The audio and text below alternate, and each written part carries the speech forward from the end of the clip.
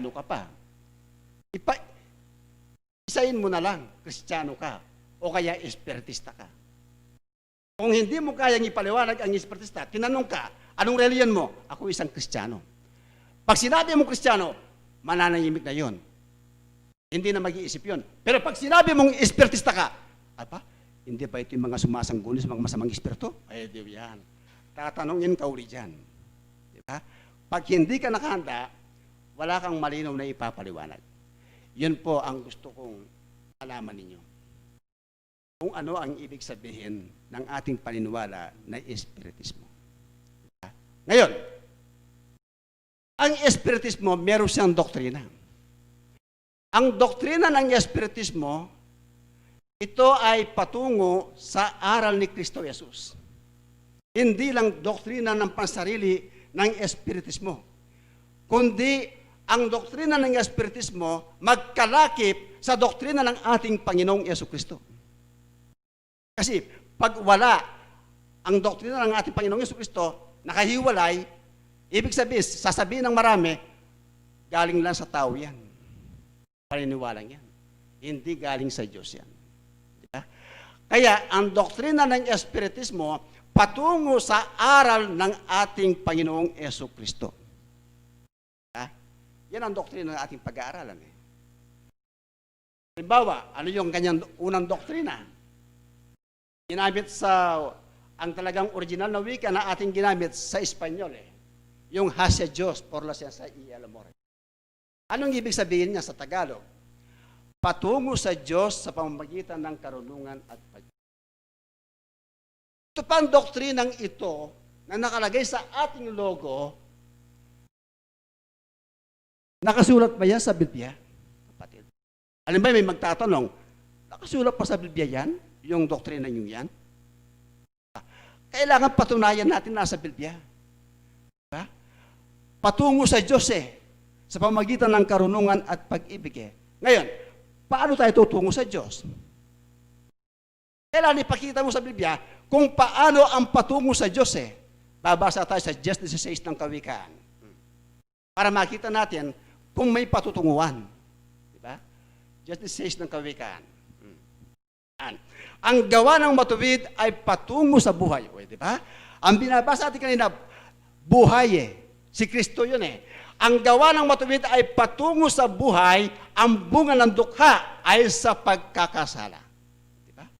Pag matuwid kang tao, malayo ka sa pagkakasala at hindi ka gagawang kasalanan. Kasi matuwid ka ipinilang ka ng matuwid ng Diyos Bakit? Kasi naturuan po tayo kay Kristo at sa udyok ng kanyang banal na Espiritu. Naturuan tayo yung buhay na yan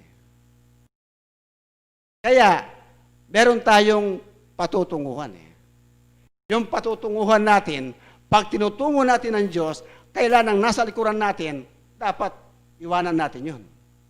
Sa 3:13 ng Pilipos. Kaya ito yung nakasulat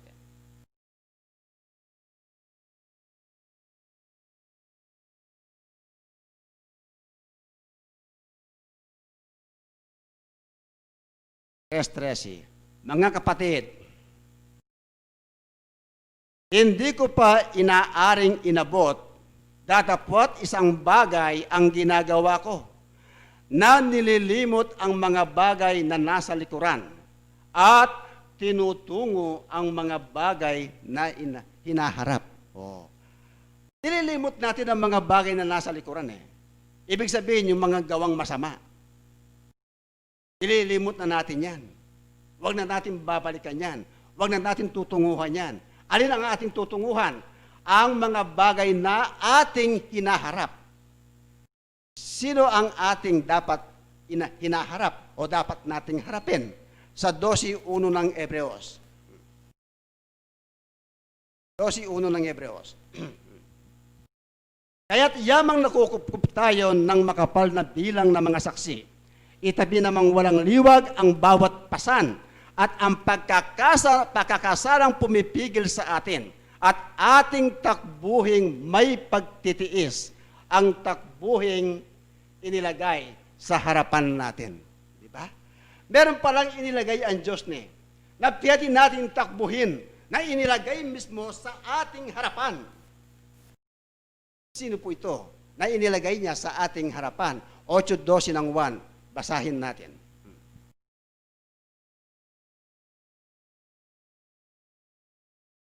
Muling ang nagsalita sa kanila si Jesus na sinasabi, "Ako ang ilaw ng sanglibutan, ang sumusunod sa akin ay hindi lalakad sa kadiliman, kundi magkaroon ng ilaw ng kabuhayan." Yan pala ang ating takbuhin si Kristo Jesus. Wala nang iba. Si Kristo Jesus. Bakit po mayroong reliyon?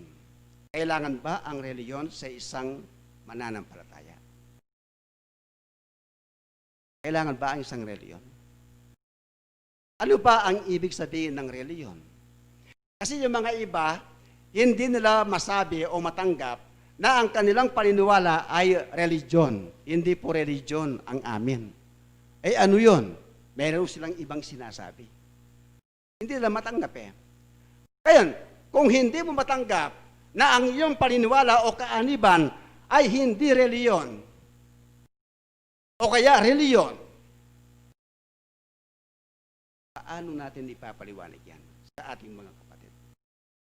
Hindi ba may ibig sabihin ang religion? Relihiyon? Dalawang kahulugan yan Yung isa, ang kahulugan niya, ang religion sa English, is essentially relationship between God and man. Ang sabi ng Banal na Espiritu kanina, pakikipag-ugnayan ng tao sa Diyos. Tama ba? Kailangan, ang mahalaga, mayroon tayong relasyon sa Diyos. Pag wala kang relasyon sa Diyos, paano ka makakalapit sa Diyos? At paano rin makikipag-ugnayan ang Diyos sa iyo kung wala kang reliyon? Pangalawa, ang kahulugan niya, the service and worship of God. Ibig sabihin, ang reliyon pala ay isang pagsamba sa Diyos. Ngayon, wala ka hindi reliyon ang kaaniban mo, paano ka masasamba sa Diyos kung hindi reliyon? Ang reliyon pala, pagsamba sa Diyos Tanggapin natin reliyon. Sa Biblia kasi, ang reliyon, pagbabalik loob sa Diyos. Pag nagbalik loob ka sa Diyos, ibig sabihin, sumasamba ka sa Diyos. Nagbabagong buhay ka na. Diba? Hindi ka lalapit sa Diyos kung ayaw mong sumamba sa Diyos Kaya yung mga iba, pag hindi mo tinatanggap na reliyon, hindi ka makakalapit sa Diyos. Hindi ka kalugulugod sa harapan ng ating Panginoon. Babasa tayo. So, 11:6 ng Hebreos.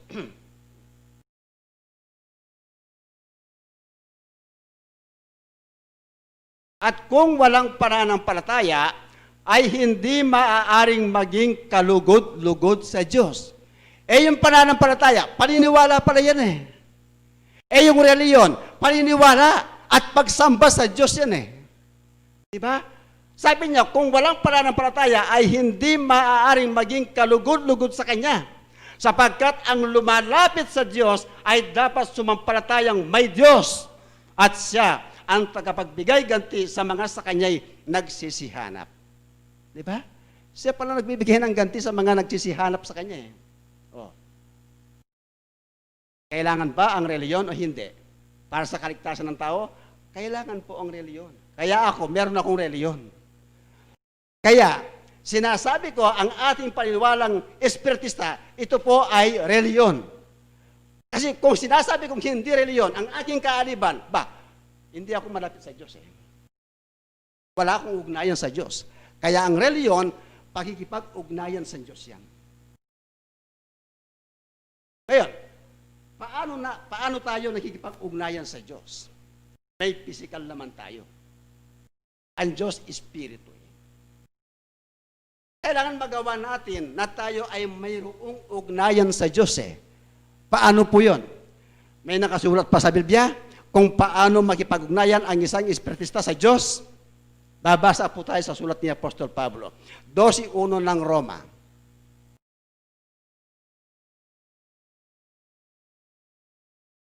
Kaya nga mga kapatid, ipinamamanhik ko sa inyo alang-alang sa mga kahabagan ng Diyos na inyong iharap ang inyong mga katawan na isang hahing buhay, banal, na kaaya-aya sa Diyos na sa ninyong katampatang pagsamba.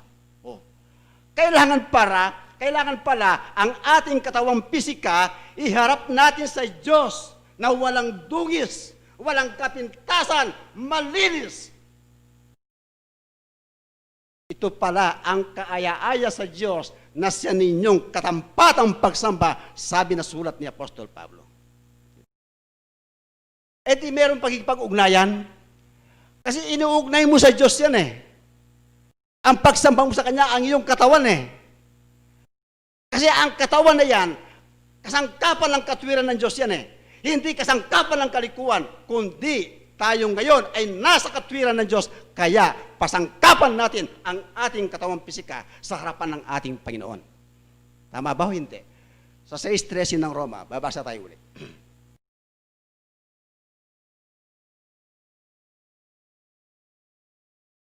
At huwag din naman ninyong ihandog ang inyong mga sangkap sa kasalanan na pinakakasangkapan ng kalikuan, kundi ihandog ninyo ang inyong sarili sa Diyos na tulad sa nangabuhay sa mga patay, at ang inyong mga sangkap na pinakakasangkapan ng katwiran sa Diyos.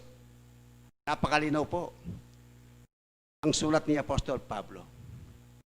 Ang katawan natin hindi para sa kalikuan, hindi para sa gawang kasalanan. Hindi siya para doon. Para kanino siya? Para sa Diyos. Para sa Diyos yan. Ang ating katawan. Kaya, ang reliyon, pagsamba sa Diyos yan eh. Paglilingkod o pagsamba sa Diyos eh. Ang reliyon eh. Kaya, dapat meron tayong ugnayan sa Diyos eh. Babasa tayo sa Lumang Tipan, 95:6. 95 kapitulo, versikulo 6. Awit.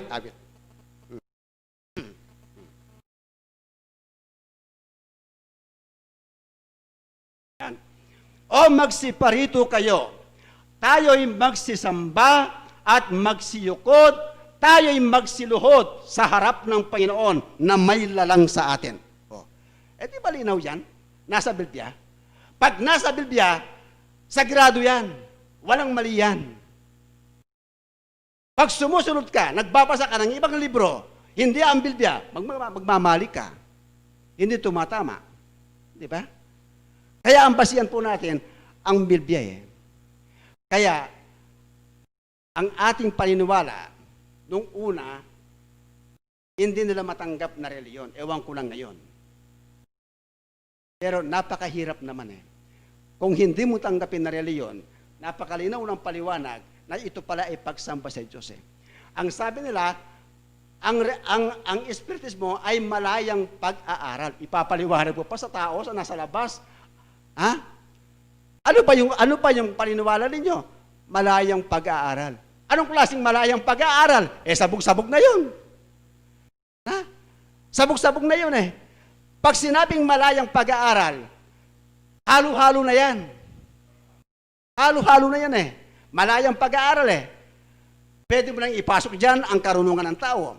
Pwede mo lang ipasok dyan ang mga ibang klaseng filosofya. Pwede mo lang ipasok dyan ang karunungan ni Aristotle, ng mga filosofer. Pwede mo lang ipasok dyan ang karunungan ni Epicureo, Stoico. Mga karunungan pantao yan eh. Hindi galing sa karunungan ng Diyos eh. Kaya, ang kalayaan nito dapat nating maintindihan kung anong klaseng kalayaan na dapat kung saan tayo pinalaya, kung anong klaseng kalayaan na ating dapat tahakin. 8:32 ng 1. Ito ang nakasulat eh. Kaya gusto ko laging may batayan sa Biblia eh. Pag sinabi ko, patutunayan ko nakasulat sa Biblia eh. 8:32. At inyong makikilala ang katotohanan, at ang katotohanan ay magpapalaya sa inyo. O, saan tayo pinalaya? Pinalaya sa katotohanan. Laya ka sa katotohanan. Hindi sa hindi katotohanan, ang sabi ng Biblia. Kaya yung mga iba, Ang akala nila yung kalayaan, sige, kahit na ano sabihin mo, kahit na ano gawin mo. Kahit na pala mali sabihin mo eh. Hindi ganun po ang kalayaan. Ang kalayaan, hindi natin dapat ginagamit sa masama. 5:13, masama, 5:13 ng Galacia.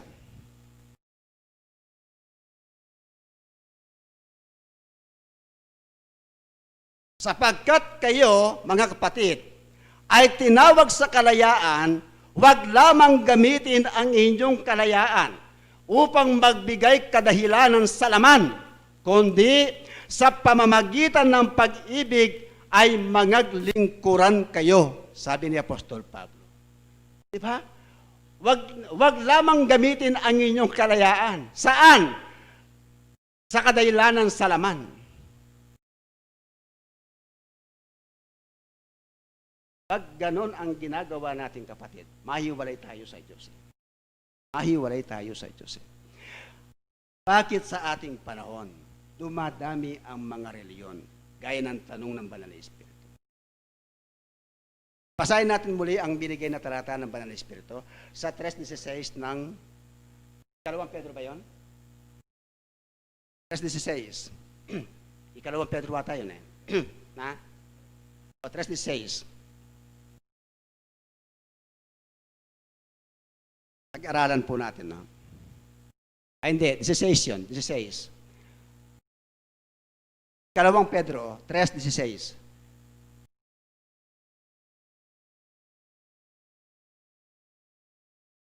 Yan. Gayon din naman sa lahat ng kanyang mga sulat. Ha? Ito ay sulat ni Apostol Pedro. Ang sulat na ito, galing kay Pedro. Siya ang sumulat dito. Gayon din naman sa lahat ng kanyang mga sulat, na dooy sinasalita ang mga bagay na ito, na dooy may ilang bagay na mahirap unawain, na isinisinsay ng mga di nakaalam at ng mga walang tiyaga. Nagaya rin naman ng kanilang ginagawa sa ibang mga kasulatan sa ikapapahamak din nila. Diba? O. Nagbabasa ng kasulatan, nagbabasa ng Biblia, pero pag binasa nila, pagkatapos na lang binasa, ipapaliwanag na yan. Pag pinapaliwanag na yan, yung paliwanag, nawawala na sa kanyang binasa. Pero nagbasa ng Biblia. Pero ang paliwanag niya, umihiwalay sa kanyang binasa. Dahil sa kanilang ikapapahamak. Bakit? Instead na i-guide niya ang espiritu ni Apostol Pedro, ang pagka-guide ng espiritu ni Pedro, nawawala sa kanyang isipan. Ang gumaguide, ang libro ng mga ibang author na sumulat, na pumapasok sa kanyang kokotik. Diba? Hindi ang Biblia ang pumapasok sa kanyang kaisipan. Kasi nandyan na yan eh. Si Apostol Pedro, wala na sa katawan laman yan eh. Espiritu na lang yan eh. Ang kanyang espiritu, gumagay dyan eh. Ginaguide ka niya eh. Para mapaliwanag mo ang sulat na nakasulat sa kanyang libro. Hindi ba? Gayon din kay Pablo. Babasa tayo sa 1:7 ng Galacia. Magkakakoneksyon nito. Na ito'y hindi ibang ebanghelyo, kundi mayroong ilan na sa inyo'y nagsisiligalig at nang-iibig na pasamain ang ebanghelyo ni Kristo. Yan. Yan pala yung mga impostor, mga antichrist, na nagmamarunong na hindi naman talaga marunong. Pero ang dala nila, ang Biblia. Magaling silang magsalita. Diba? Magaling silang magsalita eh. Magaling silang manalumpati. Madali kang makumbinsi sa kanilang pagsasalita. Ang binasa niya, isang talata lang. Wala ng pangalawa, wala ng pangatlo. sumunod ka na agad. Diba? Nakakumbinsi ka na. Basahin nga natin ang Roma 16:18. Kung sino itong mga galing na magtalumpatin ito? 18. Yan. Sapagkat ang mga gayon ay hindi nagsisipaglingkod sa Kristong Panginoon, kundi sa kanilang sariling tiyan at sa pamamagitan ng kanilang mabuting pananalita at maiinam na mga talumpati ay dinadaya ang mga puso ng mga walang malay. O yan. Marami dyan. Marami yan. Marami ang dumadayang yan sa sanglibutan. Kaya, mag-ingat po tayo. Magsuri po tayo. Hindi ka makasigurado eh. Diba? Hindi tayo makasigurado eh. Kaya kung hindi tayo babasa ng Biblia, hindi natin sila makikilala. Hindi natin sila makikilala. Ngayon, papasok na ngayon dito, ang sinasabi ng nasa labas, ang espiritista ay gumagamit ng espiritu ng tao. Yan. Yan ang gusto ko pong ipakilala sa inyo. Totoo ba ang mga espiritong dumarating na ang espiritong yon ay galing sa tao, hindi galing sa Diyos? Minsan dumarating si Santiago, San Pablo, San Esteban, at may mga iba pa ano pa yung gamit ni kapatid na Cora Macapagal? Santa Veronica, yan. Di ba mga espiritu ng tao yan? Hindi espiritu ng Diyos yan, espiritu ng tao yun eh. Diba? Ngayon, ang mga bagay na ito, hindi ko pa narinig sa ibang kapatid eh, na pinapaliwanag nila eh. Ito ang matagal tanong sa kanila eh. Pero wala silang batayan na malinaw na paliwanag sa akin. Wala akong narinig sa kanila eh. Sa lahat ng aking pinagtanungan ng mga kapatid eh. Ang ginawa ko, sa tulong ng Diyos, sa tulong ng kanyang banal na espiritu, pinagsikapan kong sinuri, sinaliksik sa Biblia. Pinagpuyatan ko yan sa Biblia para mahanap ko lang kung bakit sinasabi ng nasa labas tayo sumasangguni sa mga patay. Tama ba yon? Tanggap natin yon na tayo sumasangguni sa mga patay? Makausap sa masamang espiritu. Kaya yung mga iba, pinagmumura ang espiritista. Pinagmumura eh. Okay lang yun. Kahit na pagmurahin nila ang espiritista, okay lang yun. Huwag kayong magalit, kapatid. Ako hindi ako nagagalit eh. Okay lang yun. Kahit ano pang tawagin nila sa atin, okay lang yun. Huwag kayong magalit. Naka-smile lang kayo. Babasa tayo 5:11 ng Mateo. So, huwag kayong magalit. Kailangan maging mahinahon tayo eh. Di ba? 5:11 ng Mateo. Ito nakasulat eh.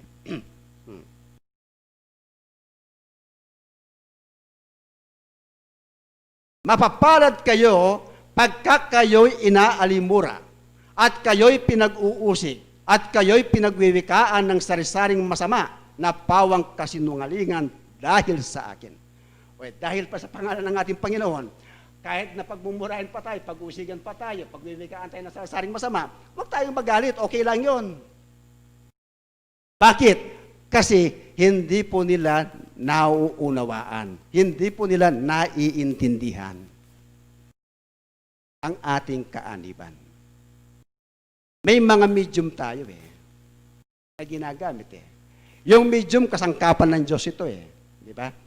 Kaya, ang gusto ko sana mangyari, yung nakasulat sa Biblia, na kasangkapan ng katwiran ng Diyos eh.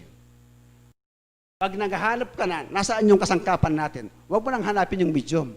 Kasi hindi familiarity sa mga taong nasa labas. Diba?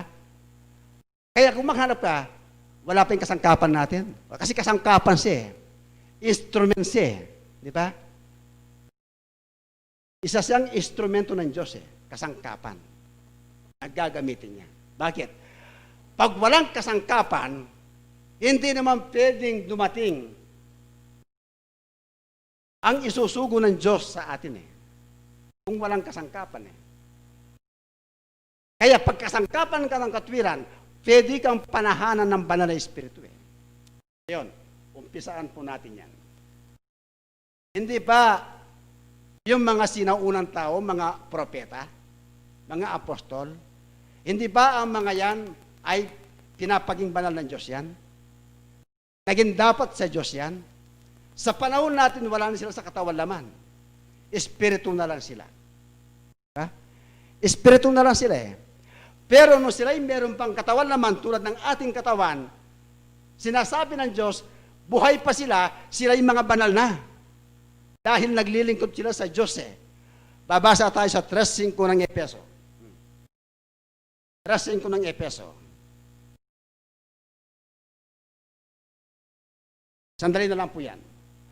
Na ng ibang panahon ay hindi ipinakilala sa mga anak ng mga tao na gaya ngayon, na ipinahayag sa kanyang mga banal na apostol at propeta sa Espiritu. Diba? Hindi ba sila yung mga banal? Ang mga propeta at mga apostol sa Espiritu? Eh ngayon wala sila sa katawan naman. Eh dumating sa atin si Apostol Pablo. Eh huwag kayong maniwala dyan. Tao lang yan, masamang espiritu yan. Eh paano masamang espiritu yan? Ang binabanggit niya pangalan ng Diyos. Ang binabanggit niya pananampalataya. Ang binabanggit niya katwiran. Masamang espiritu ba yon? Sa 2 Korintos 5:9. Ito ang guide ng espiritu ni Pablo. Kaya't ang amin namang pinagsisikapan, sabi ni Apostol Pablo, maging sa tahanan man. Yung sinasabing tahanan man, yung katawan laman, o di man, o wala man sa katawan laman, ay maging kalugod-lugod kami sa Kanya. Hindi ba? Eh, kalugod-lugod sila sa Kanya eh. Kahit na wala sila sa katawan laman, espiritu na sila, pwede silang dumating na magipag-usap sa atin. Bakit? Porque espiritu ng tao na pinagbanal ng Diyos, hindi na kailangan manaral. Kailangan manaral eh. Inaring ganap siya, hindi lang inaring ganap, kundi pinasakdal. 12:23 ng Hebreos. Sabi ko nga, mahaba ito, malawak ito, kulang yung oras eh. Tingnan niyo kapatid ha. 12:23 ng Hebreos. Sa pangkalahatang pulong at iglesia ng mga panganay na nangatatala sa langit at sa Diyos na hukom ng lahat at mga espiritu ng mga taong ganap na pinasakdal. Anong sabi niya? Mga espiritu ng mga taong ganap na pinasakdal. Ito pala mga espiritu na pinasakdal. Inaring ganap. Diba? Mga espiritu ito eh. Kaya itong espiritu nito, pwedeng dumating. Pwedeng isugo ng Diyos eh. Pwede. 14:32 ng unang Korinto. Para mapatunayan natin lalo yan. Ito sinasabi niya eh.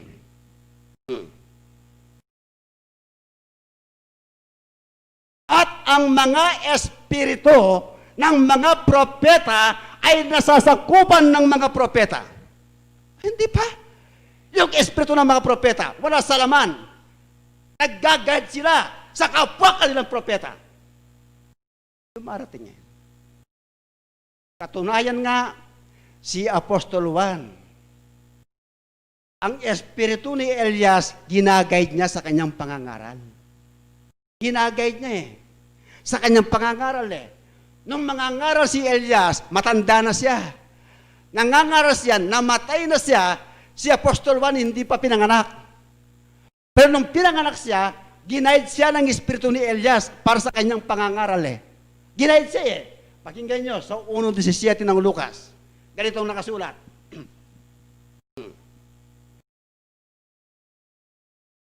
At siya'y lalakad sa hunaan ng kanyang mukha na may espiritu at kapangyarihan ni Elias upang papagbaliking loob ang mga puso ng mga ama sa mga anak at ang mga suwail ay magsilakad sa karunungan ng mga matuwid upang ipaglaan ang Panginoon ng isang bayang nahahanda. Si Apostol Juan, ginaguide siya ng espiritu ni Elias. Diba? Kung ano ang ginawa ni Elias nung una, nung panahon niya, pagkasirang kay Apostol Juan, yun din ang kanyang ginagawa, kapatid. Yun din ang kanyang ginagawa eh.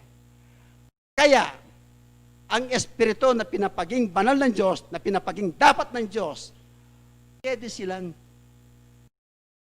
magmensahe sa atin. Pwede silang mangaral. Ito sinasabi ng mga iba, masamang espiritu raw. Kaya, pwedeng isugo ng Diyos yan eh. Ang hindi pwede, ang espiritu ng demonyo. Ang panghuli. Ito panghuli, pero mahaba pa yan. Pero last na lang ito, tapos na yung oras eh. Basahin natin sa 3:34 ng 1. May karugtong pa yan eh. Pero kulang ang oras, kapatid. Sapagkat ang sinugo ng Diyos ay nagsasalita ng mga salita ng Diyos, sapagkat hindi niya ibinibigay ang Espiritu sa pamamagitan ng sukat. Sinusugo pa ng Diyos ang Espiritu? Hindi. Sinusugo. Walang mali dyan. Nakasulat sa Biblia, kapatid. Pansinin po ninyo. Suriin ninyo. Basahin ninyong balik-balikan yan. Kung tama yun nakasulat. Biblia po ang may sabi, hindi po ako. Kinabit lang ako ng instrumento para ipahayag po sa inyo ang kanyang aral o salita ng buhay. Magandang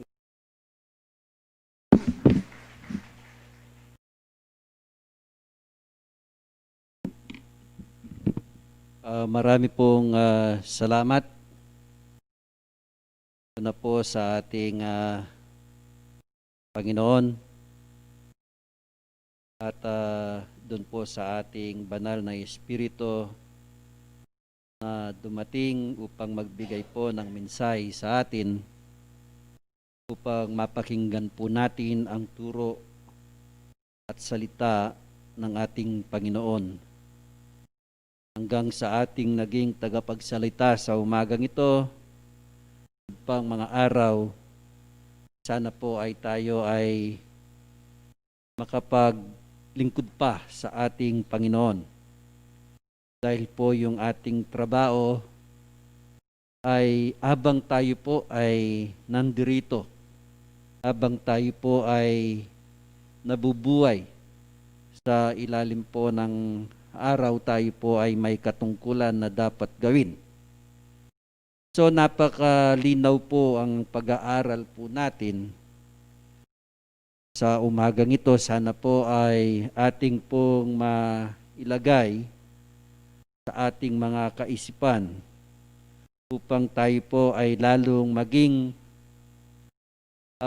makagawa po tayo ayon po sa kagustuhan po ng ating Panginoon, ay hindi po tayo liliko sa ating mga ginagawa. Sana po ang mga pag-aaral na ito ay ito po ang lalong magpapalapit sa ating Panginoon, yung pong puso natin. Kasi sa mga parahang ito, tayo po ay nagiging malawak yung ating mga pangunawa. Dumadami po yung ating karunungan. Dumadami po yung ating yung pong ating paggawa na kung minsan kahit po tayo pong maglilingkod sa ating Panginoon, kung minsan po talagang dumadahan po tayo ng mga iba't ibang pagsubok. Kahit po mabuti o ano po yung ating gawin sa ating paggawa, ay may kalaki pong yan ay dadaan po tayo sa konti-konting pagsubok sa ating buhay, na ito naman po ang magpapatibay sa atin. Ito rin po ang magpapatibay kung gaano nga katibay ang pinundasyon nating paniniwala sa ating sarili. Kasi po ito ay maging kasangkapan din ng tao upang tayo po ay mailapit sa Diyos. Ang paniniwala po natin, yung ating pananampalataya. Paano po tayo lalapit kung wala tayong pananampalataya sa Diyos? Paano po tayo magkakaroon ng takot sa ating sarili kung hindi tayo mananampalataya? Nagkakaroon po tayo ng takot dahil tinatanggap po natin yung salita. Tinatanggap natin yung turo ng Diyos o ng banal ng Espiritu sa ating sarili, na ayaw naman nating magkamali. Na sana po sa mga karunungang naririnig natin, ito po ay nagagawa ng ating sarili o nai-apply po natin upang tayo nga ay sasabihing isa siyang mabuting mananampalataya at naglilingkod sa ating Panginoon. Kaya mga kapatid, sana po sa mga pag-aaral po natin ito, paglabas man po natin sa ating pag-aaral o sa ating pagtitipong ito, ay dadalhin din po natin upang yung mga nasa labas na tumitingin sa atin, naganap nga ang kanilang pag-aaral, naganap nga ang kanilang karunungan, na ginagawa nila ang kabutihan, lalo na sa ating kapwa. Kaya po, malimit na aking pong sinasabi, kung tayo nga po ay natuto na, kung tayo nga po ay marunong na tumingin sa mga gawa ng Panginoon, yung din pong ating mga lakad, dapat po ay naaayon po sa ating Panginoon. Nasa maayos po tayong pagsasalita, nasa maayos nga po tayong pag-uugali. Dahil po, tinitignan din po yan. Dahil nung isang araw po, yung ating naging tema, no, yung nauna po nating tema ay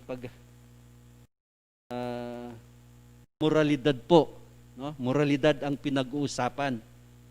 Kung gaano ho natin sinisikap na maging mabuting tao sa lipunan, ganin din po yung ating pananampalataya. Natignan nila na mabuti yung ating pananampalataya dahil po dun sa ating mga ginagawang kabutihan.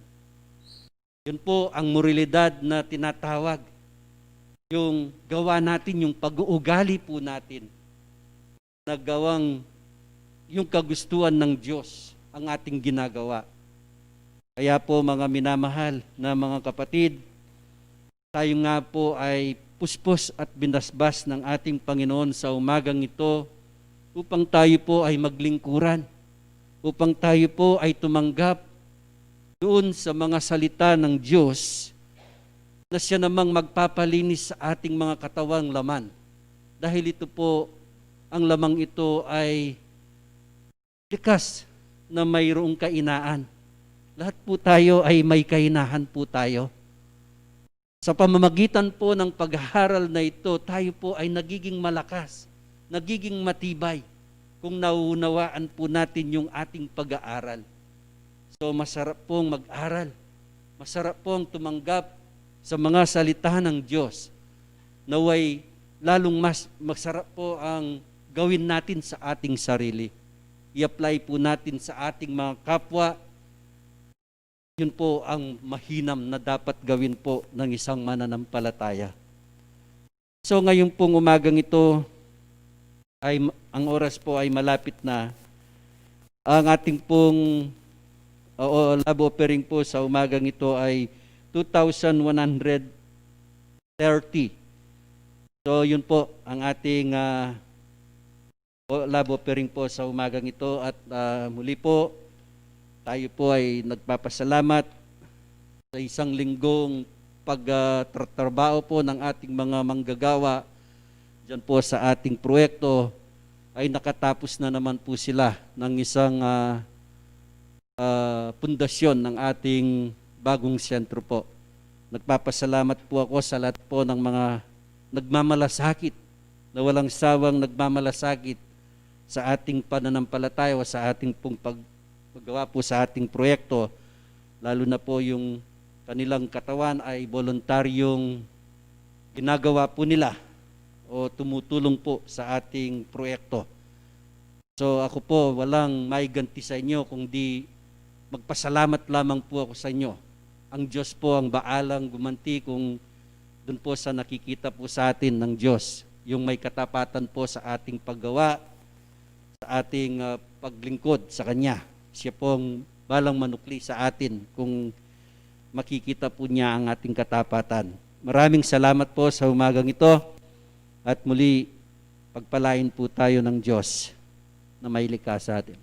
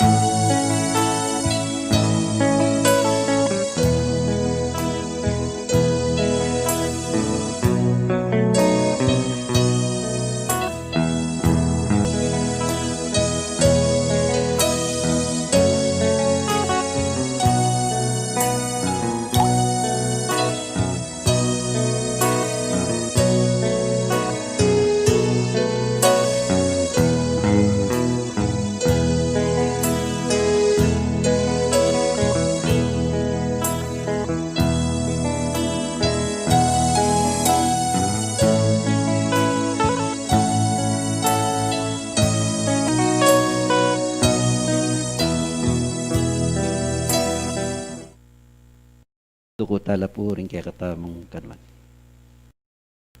O maestrong kaya kaming igpa. Alala pong kapupusan, din kaya kaming kapurian ng pong kapasalamatan kaya kaking pinandit. Pablasang ginong Diyos, ing makanyan mula pong iningat, din keking balang sarili. Igpanano pong ablasmi karing dapat mong mangayap kaya kami. Nunemo po igpaing suywandakat purian king kekang pangay espirituan pon king katutuan. Gino king pinanditay ti lon mo keng hanak mo, king ditming kabilangan ginong Diyos panwanan mo, na sana igpanong mekabatsyo ka mampung pamagkulang igpapatawaran mo kami. Igpangbanal dakal pong salamat karing kabyasnan abinye mo king pinandit. Anong makananong tunelang mipakabisyan ding kekeng balang espiritong makayatsyu ke kami. Paintulutan mo sargo Diyos ko ang gana igpakaring aldoming bukas. Ginoying makanyan kepang misasan metong mitipon-tipon bang magaral king banal mong lagyo. Paintulot mo Diyos ko kay kaming anak mo. Naiparam mo pa kay kami ing sikanan. Bang Diyos ko king kekeng pamagobraig pa ingeke po manyang kanan kaniti. Tulutan mo sargong Diyos ko king kekeng aldo bukas. Ginonong makanano mo kepong kinabus king peparominggo. Makanyan mo naman sargo karing aldomi pang daratang igpa. Ingatan mo kami, mangatwat kayanakan mangaintang ang gana kay kaming anak mo. Diyos ko ilaut mo kami, king nanumang mabayat ka panandaman adurugang babo na ningyato igpa. Metong man sargo Diyos ko kay kaming anak mo, inge ke malyaring miyabuban kaniti waman atyo makayatyo king ke kaming yato. Ginoy ka po pengako mo ke kaming anak mo, nung atyo kami ke ka, atyo ka ke kami. Sana ginong Diyos, king balang pinandit, apanakbang daring ke king balang bitis, ikaing manimuna. Karing balang ke king kaisipan ginong Diyos, ikaing maglulan. Manatili ang lugod karing ke king balang puso ginong Diyos, bang makanyan keng lalong maygit, mga sadsad karing kekeng obrang pekitangwanan keka. Paintulot mo ginong Diyos kapamilatanan ng kekang hupaya. Paintulot mo igpa. Oy ni puing ke kaming proyektong makabuklat. Gino, ipaintulot mo ikepong sablang anak mo.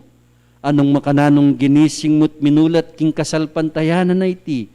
Igpang banal, dinan mo kengan pong galalampong karagdagan. Bang Diyos ko maging puwersa na kami ning kekeng kasalpantayanan nigpa emo pututulot na mibili kami kingablan nunaing saup mo ginong Diyos ya puing kekeng panaligan. Ginoking pinandita iti anong makananong kay batming megaral mikakawani kami ikeng mikakapatad. Gino sana puing kekang banalas saup ing kekang patnube ke kaming sablang hanak mo ginong Diyos. Manatili po king aldom pong bengi, manibat nangin ang gaman king wakas. Salamat po maya payaba keko.